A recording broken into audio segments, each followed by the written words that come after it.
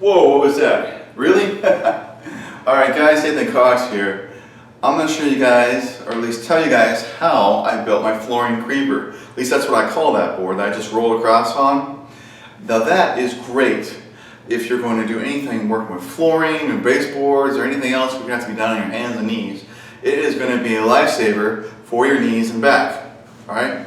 I really can't do that, any flooring or anything else like that without that anymore. Now, let's get right to it, right? Sure. So I was trying to think of something witty to say, and nothing was coming out. Alright, so up close, here it is. That's real simple.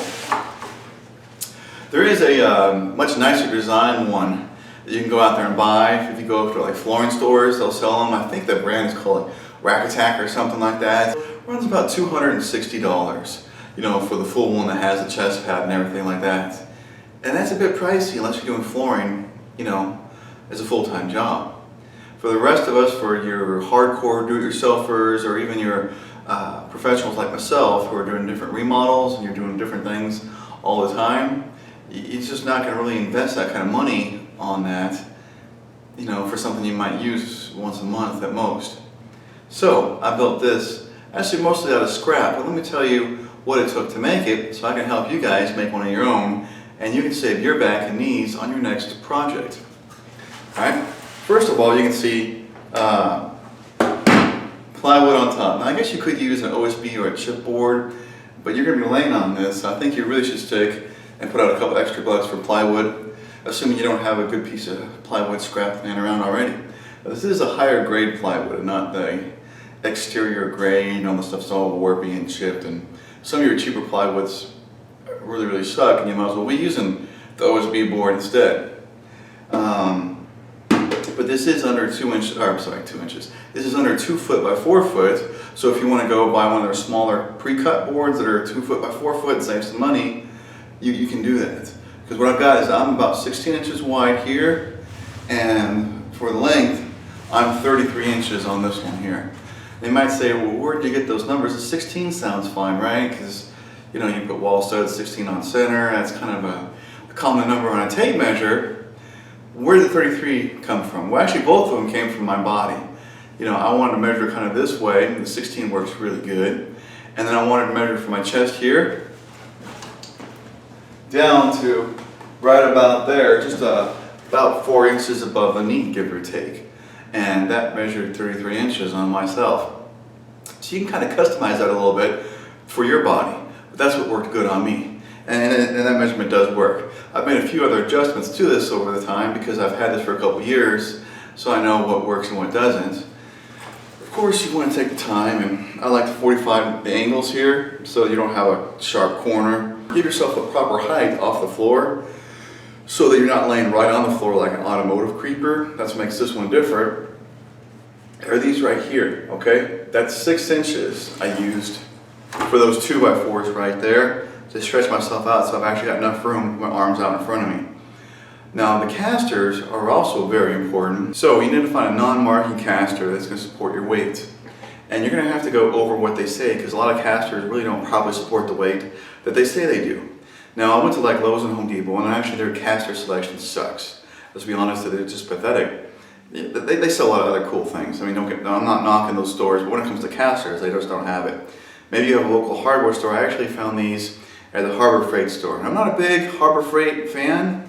A lot of stuff's cheap, but they do have, on certain things, really good selection. And casters is one of them. They've got an entire wall of casters. You know, small, big, locking, not locking, everything. But going back to the cheap thing, is I bought some 3-inch casters that look like rollerblade wheels. So they're kind of a clear plastic, and they were rated, if I remember right, at 150 pounds a piece. I'm under 200 pounds, and 4 wheels should have easily held my weight, no problem, working all day long. And I found that I was breaking almost 1 wheel a job, you know, spending 2 days on a job and a wheel would fail on me. I don't know if it got bent a little bit or something in the process somehow. And all the ball bearings started falling out. It looks like all these little BBs all over the floor. I'm like, what is that? And then the wheel kind of, you know, starts going all cockeyed and I can't move, right? And actually it was just one. It was like one, and then the next one, and the next one, and I started replacing them, and then the new ones started failing. So it definitely wasn't just one bad wheel.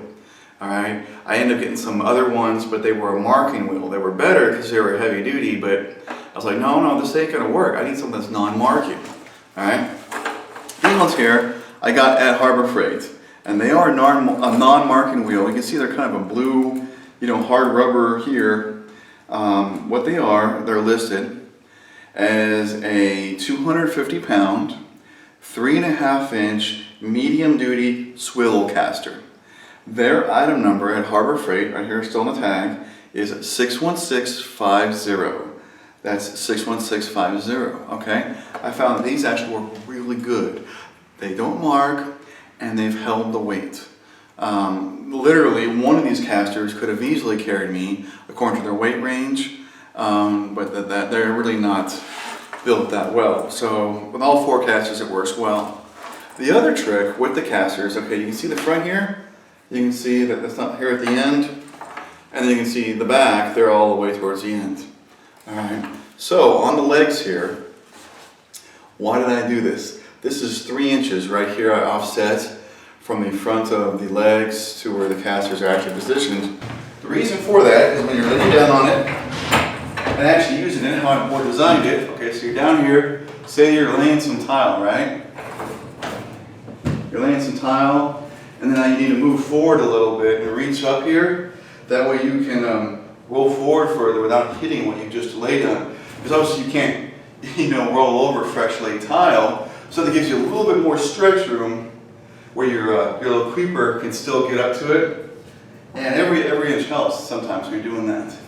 The other thing is, I got my feet laid out straight like this, right? So small downside if you're in a small room like a bathroom or a hallway, you're really long.